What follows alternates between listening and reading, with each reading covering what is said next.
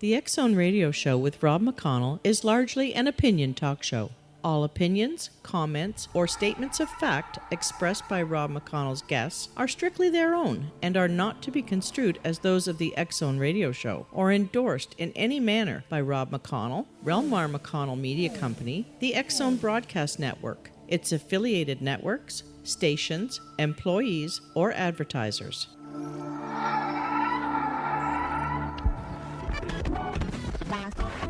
All Hit Radio.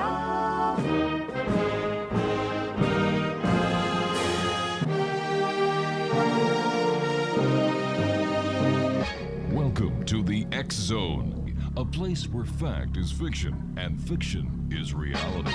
Now, here's your host, Rob McConnell.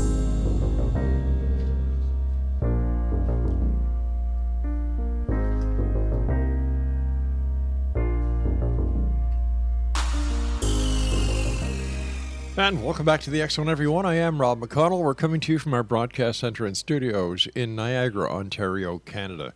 If you would like to send me an email, xzone at xzoneradiotv.com, on all social media sites, Xzone Radio TV.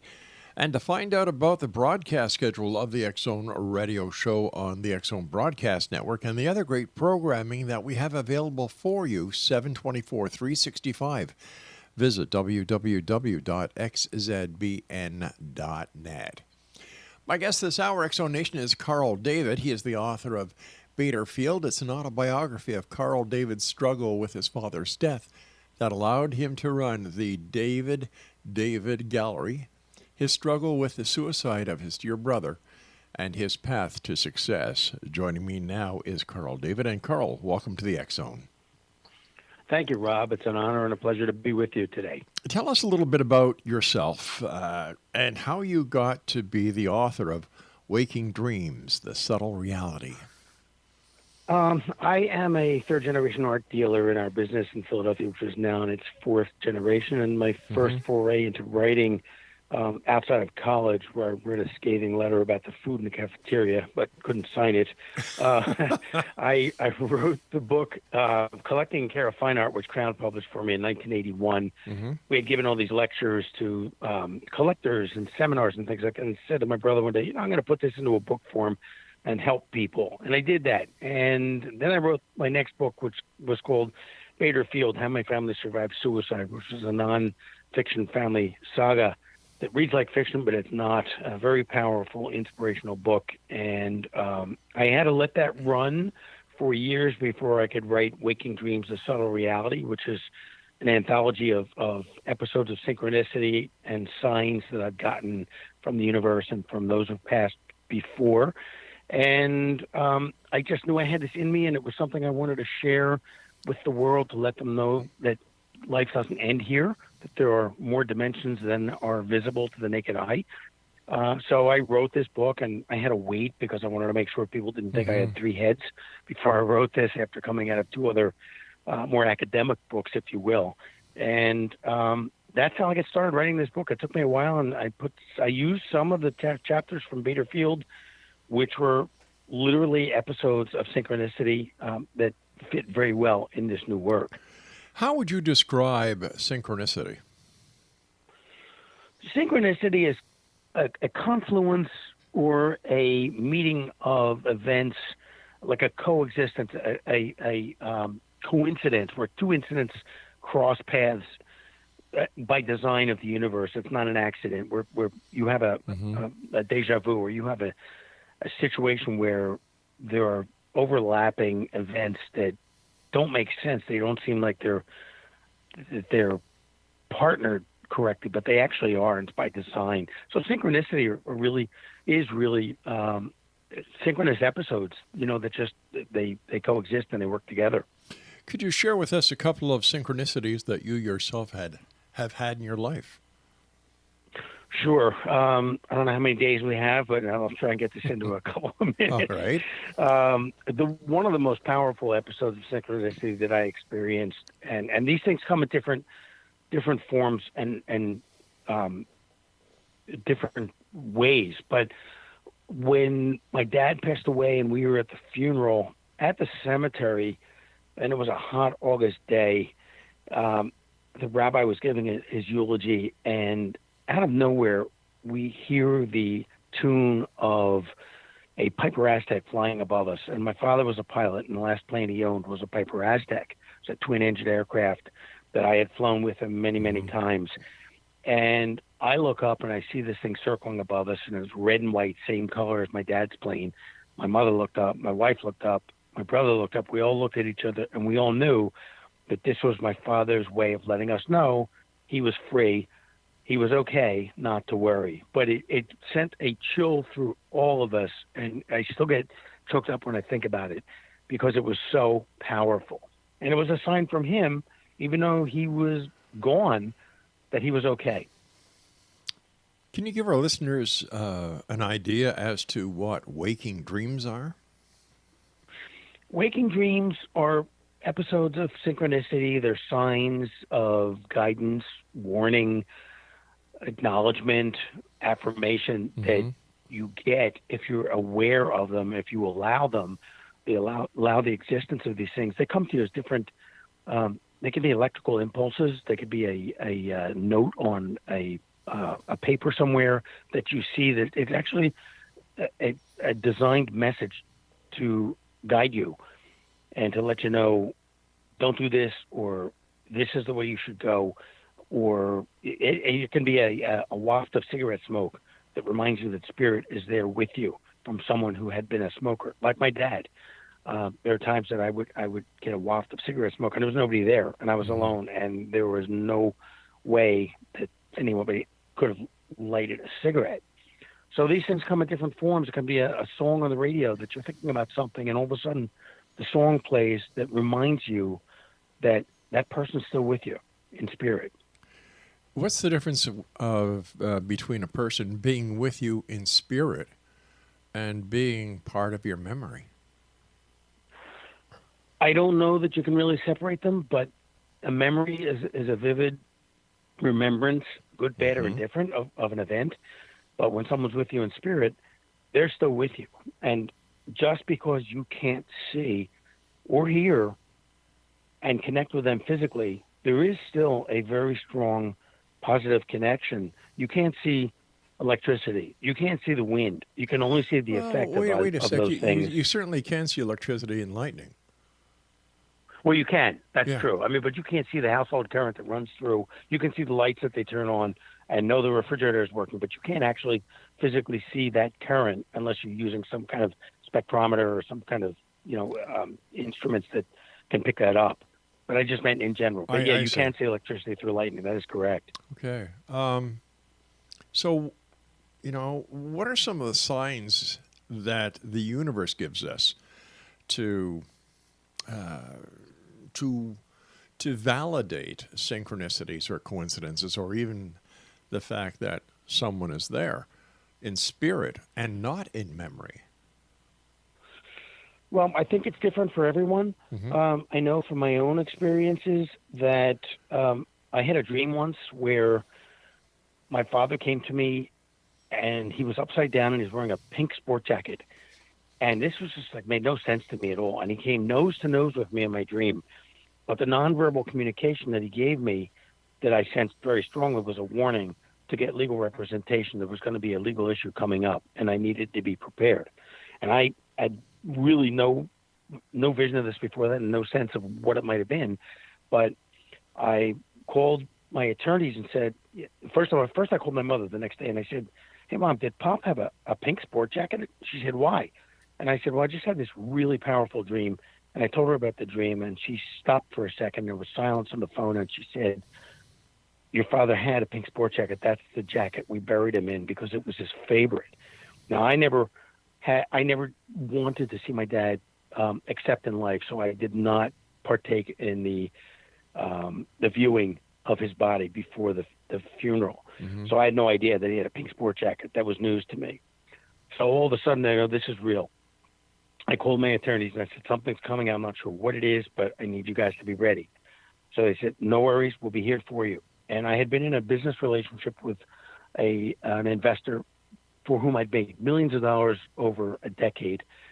And one day I got a letter saying cease and desist, and he was suing me for Oh God, all kinds of unfounded things and I now knew what was going on, Unreal. and how the dream had validity.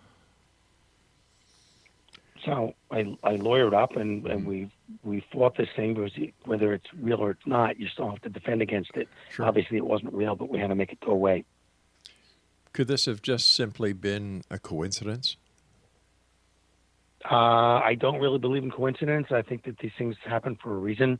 And as I mentioned, coincidences are two things that cross paths as an event that meets another event and gives you a sign like, hey, pal, wake up. This is coming at you. So, no, this was so real. There's no way it could have been anything but a waking dream. All right, stand by. We've got to take our first break. Exonation, our guest this hour is Carl David. And if you'd like to find out more about Carl, visit his website at www.carledavid.com, CarleDavid.com.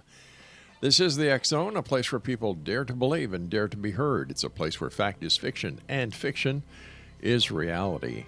And Carl and I will be back on the other side of this break as we continue our quest to find out the truth, to find out what is real, and to expose that which is not. We'll be back on the other side of this break. Don't go away.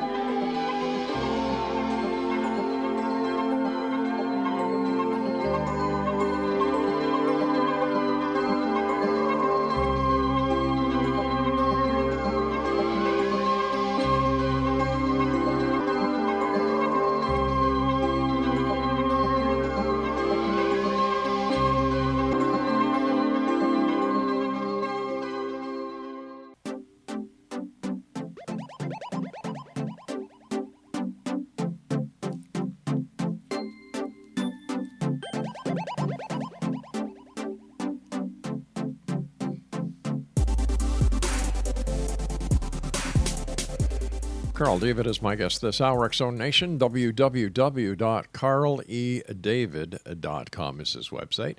And Carl, when was it that you first realized that you were able to receive these communications and that the universe was talking to you?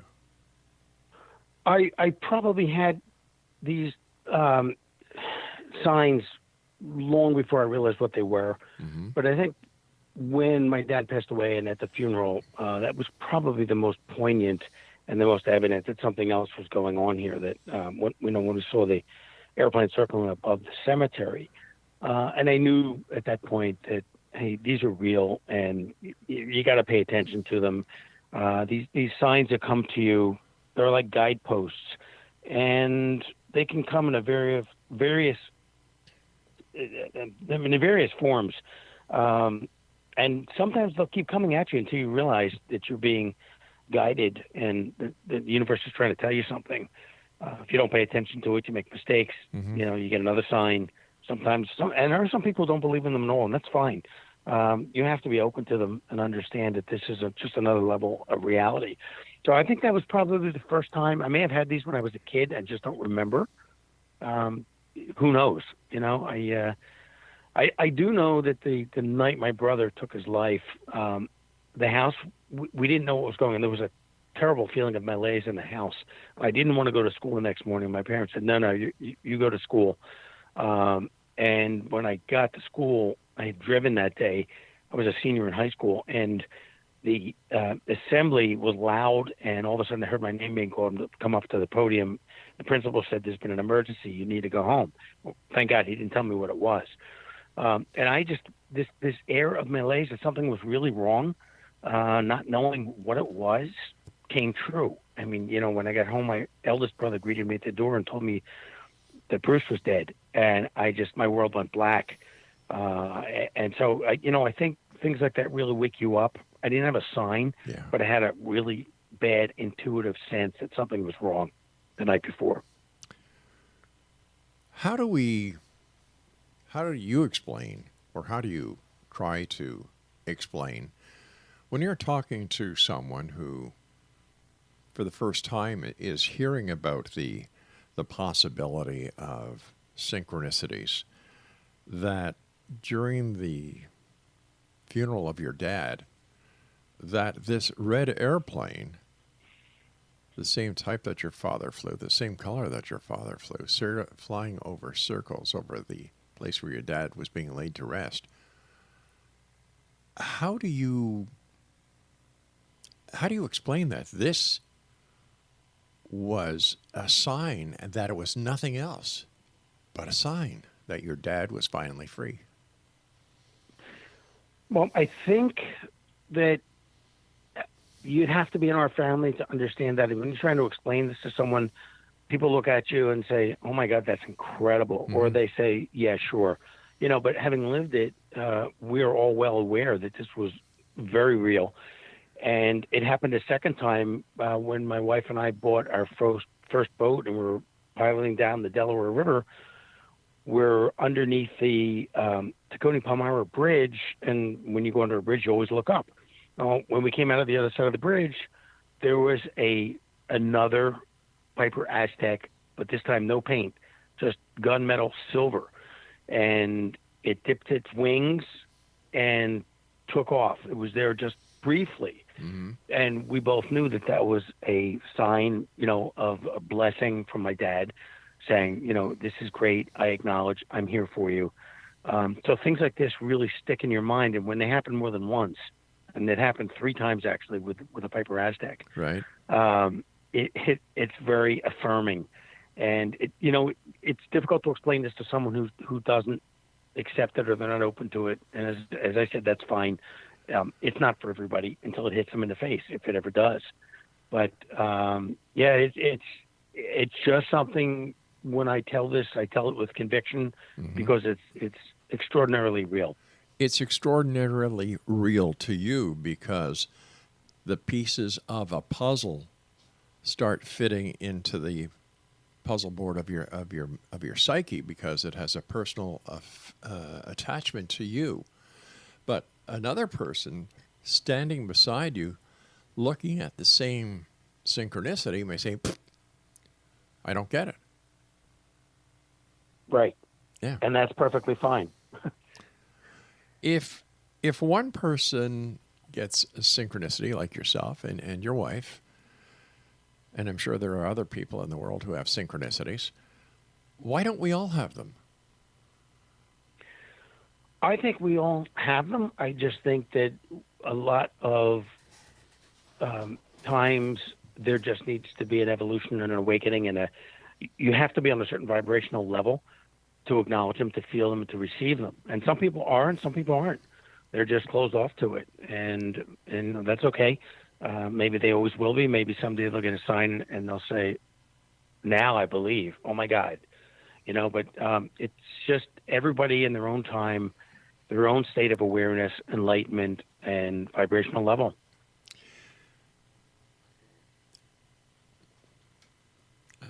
I'm having a bit of a problem trying to work this into my way of thinking, because when I would see something like that, like you're telling me the story, and please, I mean no disrespect.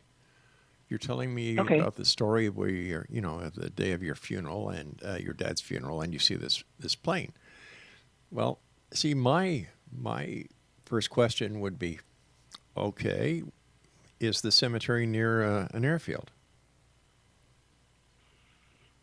Okay, that's a good question. And is it? No, it's not. Is it unusual for a plane to be in that area? It was unusual for us to see this because there was nothing else in the sky. There were no other planes, Gotcha. And that one was very pointed. So I understand how someone could be skeptical, and that's perfectly fine. This sign was meant for us, and it's possible that we saw it, no one else did.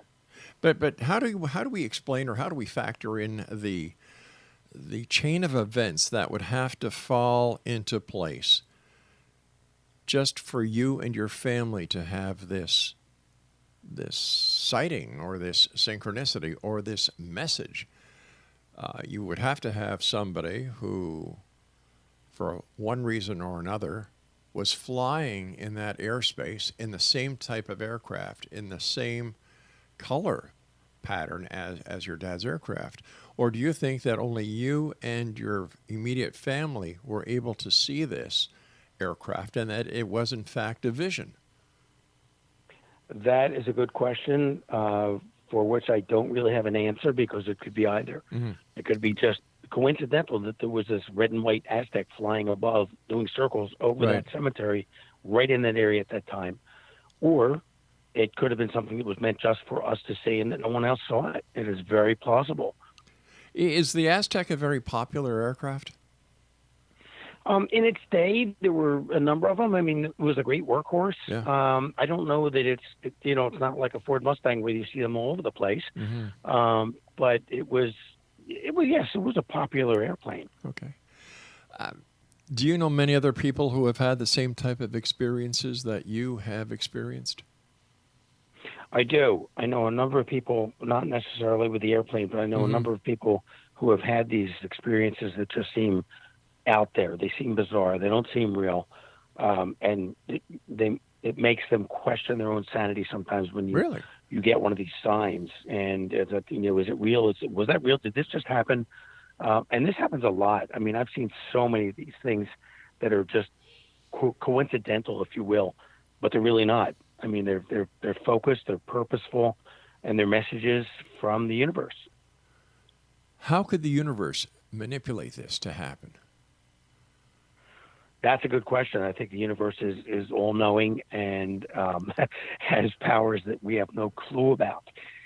So I don't have the answer to that. I just know that in its own perfection, the universe, by design, is just extraordinary. So why would the universe pick out certain people, choose certain people to have these type of experiences? I'm not sure. I think maybe they come when people need them. Mm-hmm. I think that they don't just happen, when things are going along smoothly, unless it's an affirmation of something. But I think it's when people are going through grief or going through a difficult time, some kind of trauma or recovery from something, that they show up as a means of helping. So then if these synchronicities seem to happen to people in their time of need, time of grief, how do we know that they're simply not a manifestation of the human psyche in order to give the person who is experiencing the grief some type of comfort? I think it could be both.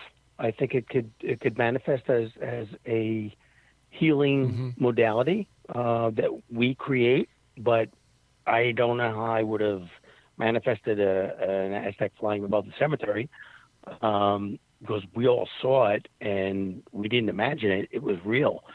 So I guess I think there's something much more powerful than us as human beings. I think that there's a common thread with the universe. We didn't get here by accident. All right, stand by. We need to take our news break at the bottom of the hour. X-Zone Nation, Carl David is our guest this hour. www.carledavid.com. And we'll both be back on the other side as we continue here in the X-Zone from our broadcast centers in Niagara, Ontario, Canada. Wow, interesting topic. Once again, his website, carledavid.com.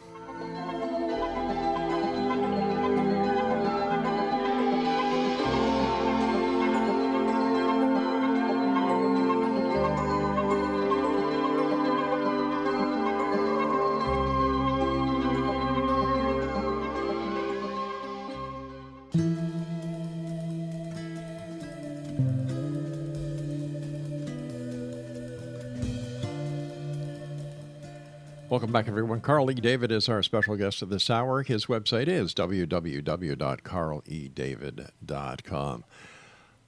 Carl, what did your friends and others say about your book that you wrote called Waking Dreams? They actually thought it was fabulous. I wrote this, and I wasn't sure how it was going to be received, but everybody who read it thought it was really very enlightening. It was inspirational.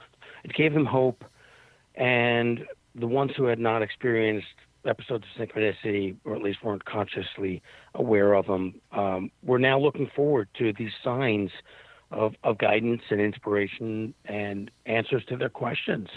So I was very grateful that I wrote this, and my MO is paying it forward. It's been my dream of doing that my whole life.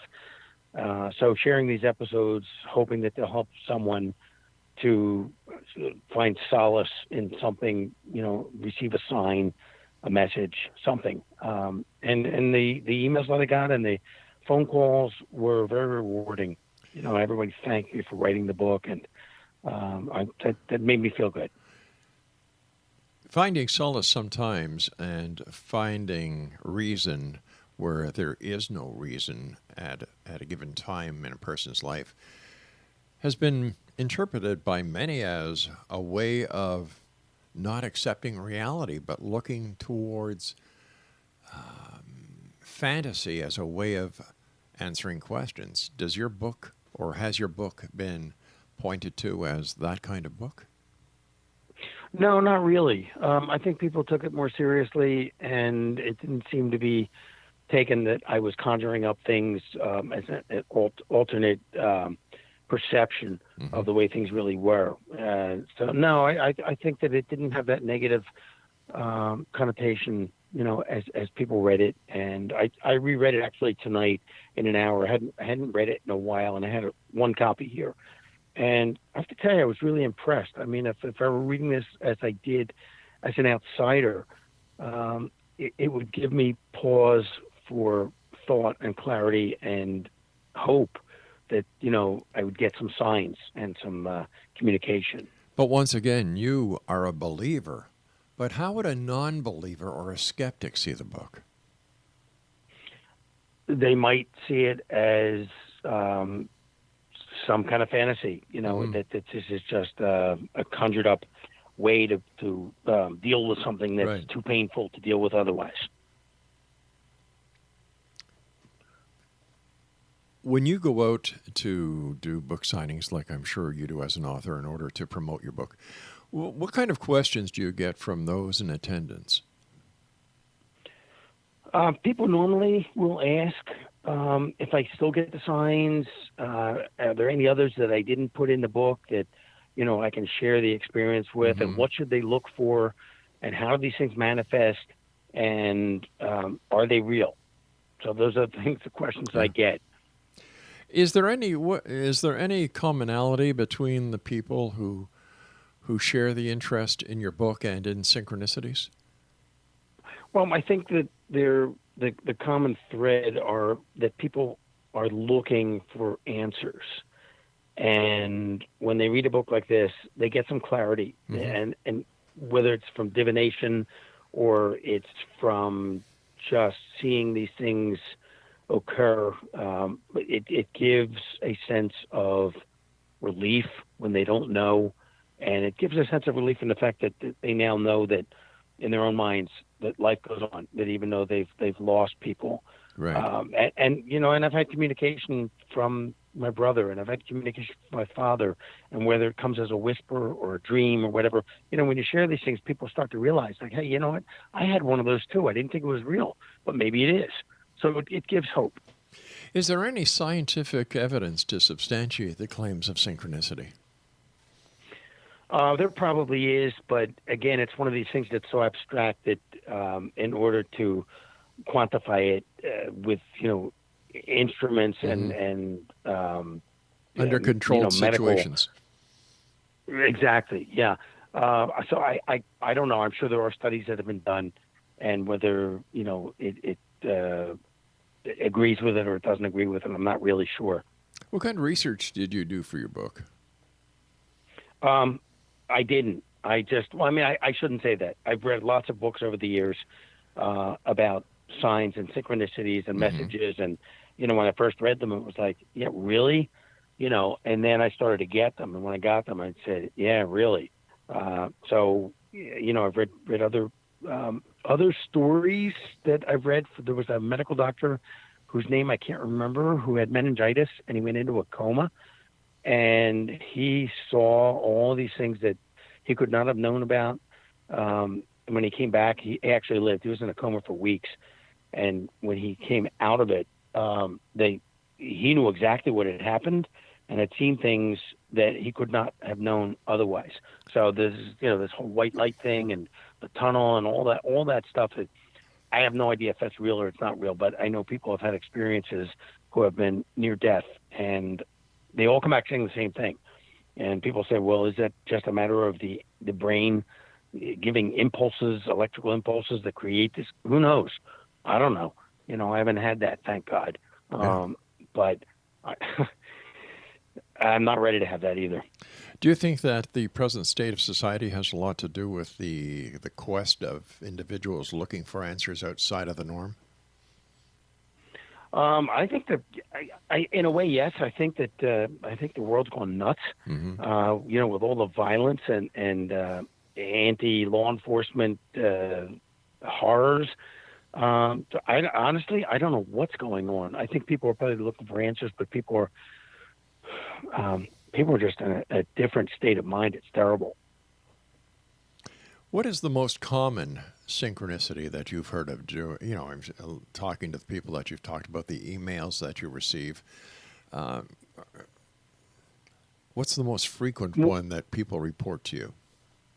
More likely than not, it is a communication from a loved one who's passed on. Whether it's in a dream form where they see them and they get a message, mm-hmm. as I did. I've had several. That's probably the most common. So communication with the dead, communication with the other yes. side. So are we tying synchronicities to mediumship? I don't know. I'm not sure. I don't know. Well, mediums I know communicate with the dead, yeah. My wife is extremely psychic and intuitive, and I've gone against it any number of times because I'm a guy, and that's sometimes what we do. But I don't do that anymore because she's been right 100% of the time, and she sees things, and she's sometimes clairvoyant, and it's just like, this is very real. So I don't know what it's got to do with medium aspect of this and how many of those are real and not real. Not sure. So from what I'm hearing now, the paranormal or psychic abilities, communication with the other side, has been rather prevalent in your life. It has. I've gotten messages from my dad. I've gotten a message from my mom. My mom was 94 when she passed away. She had all kinds of health issues in the last year, and at one point in the hospital, she just, please, just let me go, let me die. And that was the hardest words I ever had to hear. And I said, okay, Mom, we'll let you go. And the next morning, I didn't know if she was going to be alive or not, but I called the hospital and said, they told me she wants to go to hospice. I said, great, she's still got the will to live. My brother and I arranged for hospice in a really nice facility. And she was there for a couple of weeks, and then she stopped eating and just really shut down. So the night before she passed, Arlen and I, my wife and I, saw her, and she had that death mask on her face, but she was still alive. And we both told her how much we loved her, and if she needs to go, it's okay.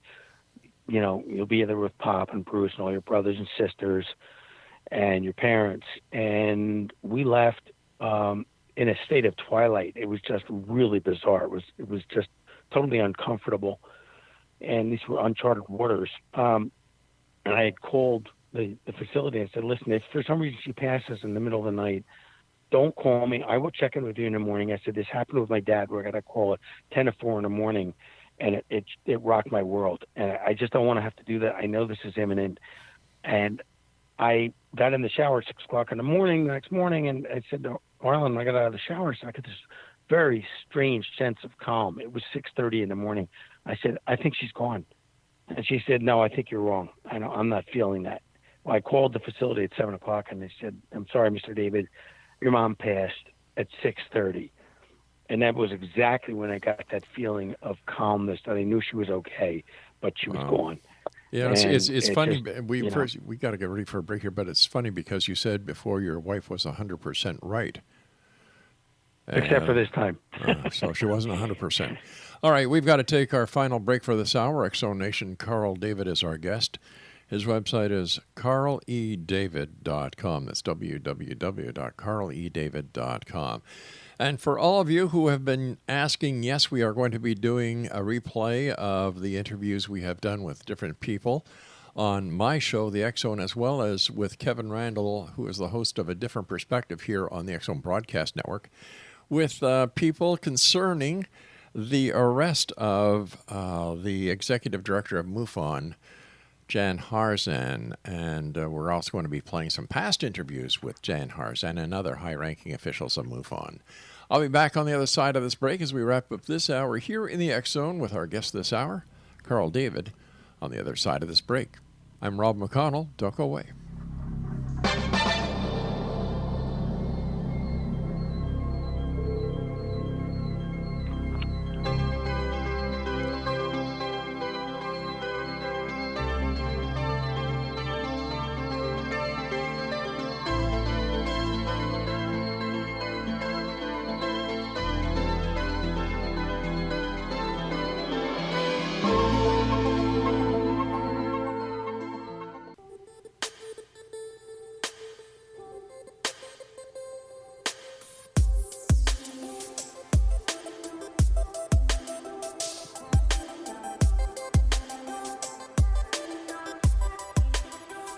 Welcome back, everyone. This is the X Zone. I am Rob McConnell. My very special guest this hour is Carl David. His website is www.carledavid.com, and he is the author of Waking Dreams, The Subtle Reality. Carl, there have been other books in the works on bookshelves everywhere, as well as the internet, on the metaphysical subjects like yours. How is your book different? Mine comes from a personal perspective with my own experiences. It's not just theory, although there are a couple pages in the beginning which actually describe what synchronicity means and what waking dreams actually are and how they manifest and the different ways that they manifest and what their purposes are. And, a lot of the other books that are out there on metaphysical topics are theoretical, and I guess they're based on actual things that have happened to people.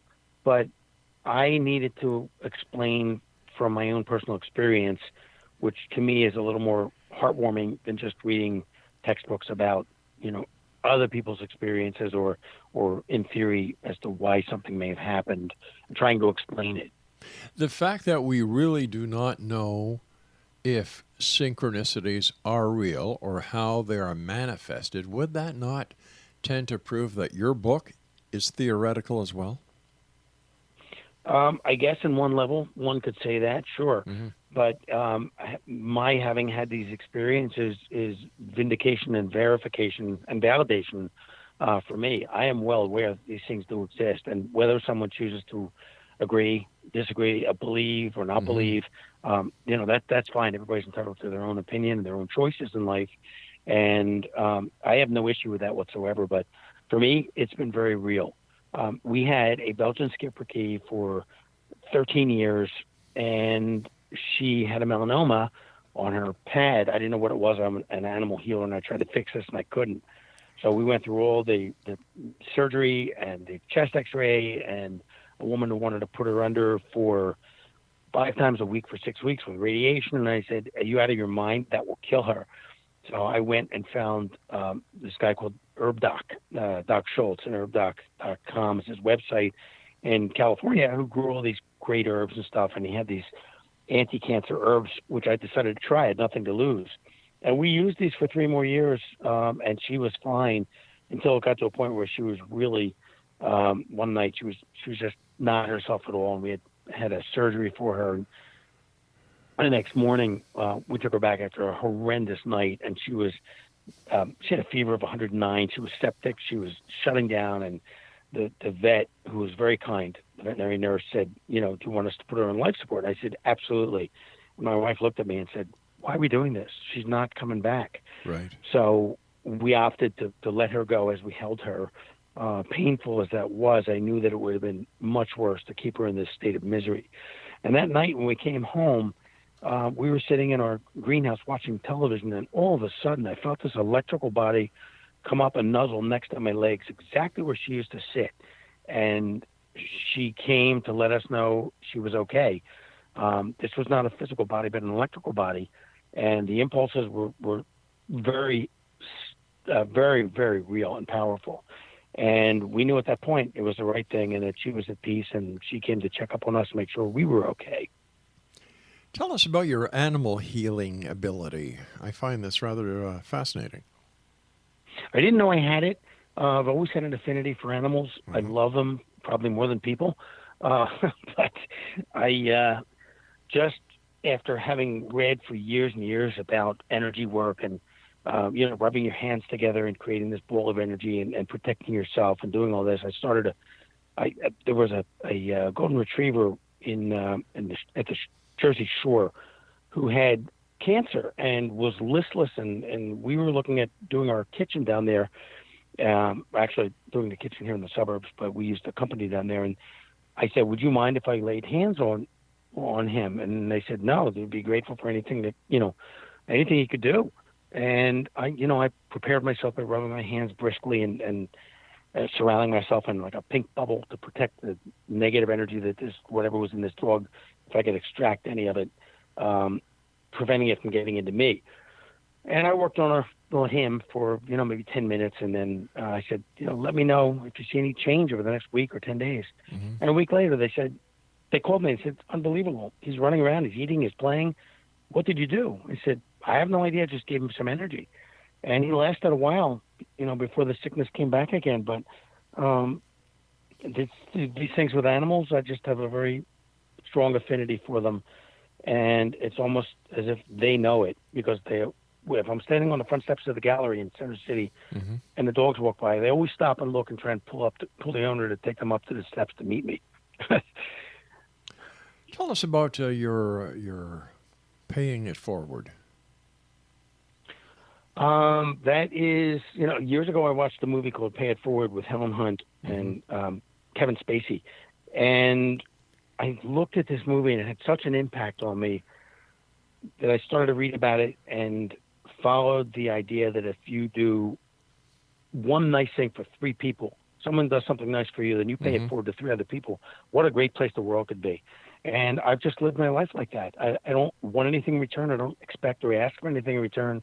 It's just part of my MO of being who I am and just doing something nice for somebody else.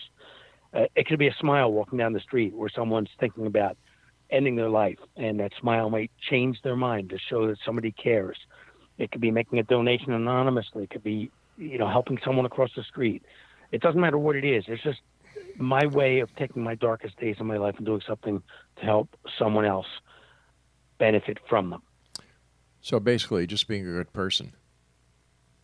Pretty much, yeah. Gotcha. Doesn't cost anything to be a good person. No, it doesn't. Nice. No, it doesn't. What are your final thoughts for the audience of the X-Zone Nation tonight? What would you like to tell them? Be kind to your fellow mankind and do the right thing. Be nice to people and be open to the idea that there's more than just what meets the eye at this level of life, that life does go on, and we're not alone. What are you up to next? Any more books coming up? Oh, yes, I'm sure. I'm not sure specifically what they'll be yet. I think you're waiting for the sign. I won't know. I won't know that until it comes out of me. But I'm sure I'll get a sign. I'm sure you will as well. What is your final thought when it comes to what would you like people to get out of reading your book? What is the message that you've embedded in that book, and only those who read that book will get that message?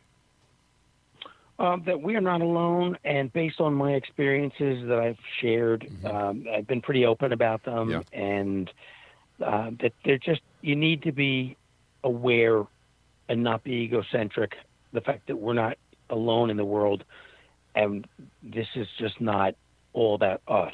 I mean, there's a much bigger picture that the universe has a phenomenal design with good, bad, and different free will and everything else, and just go about your life and enjoy it. And, life is short. Some people don't get the gift of waking up every morning.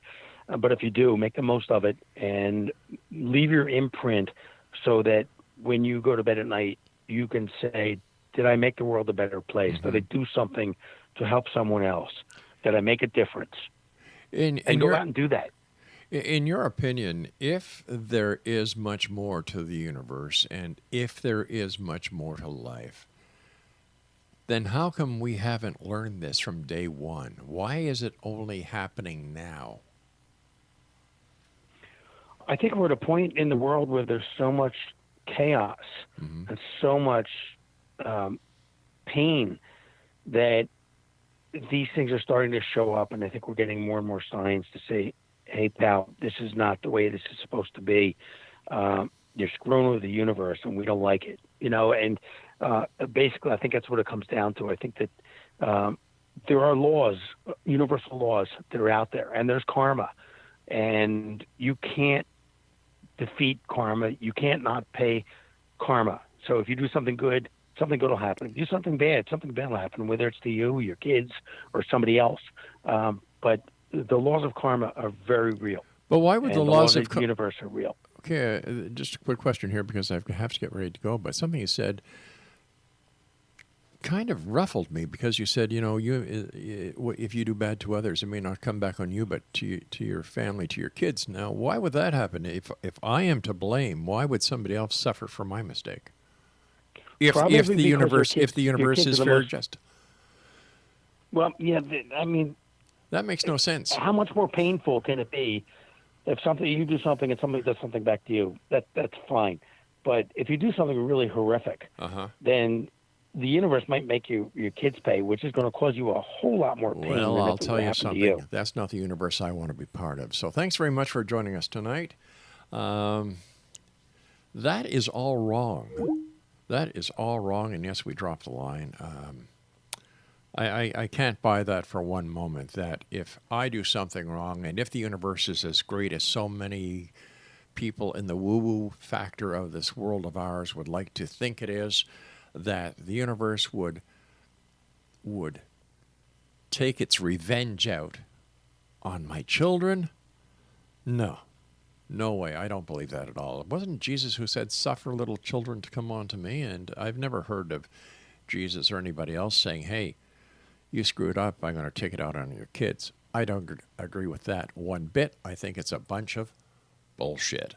We'll be back on the other side of this commercial break with the news as we continue here in the X Zone with yours truly, Rob McConnell, from our broadcast center and studios in beautiful Crystal Beach, Niagara, Ontario. Listen, on a scale of 1 to 10, I give this past hour a 3. We'll be back. Don't go away.